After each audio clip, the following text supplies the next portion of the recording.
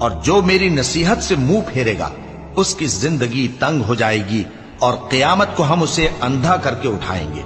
وہ کہے گا کہ میرے پروردگار، تو نے مجھے اندھا کر کے کیوں اٹھایا؟ میں تو دیکھتا بھالتا تھا۔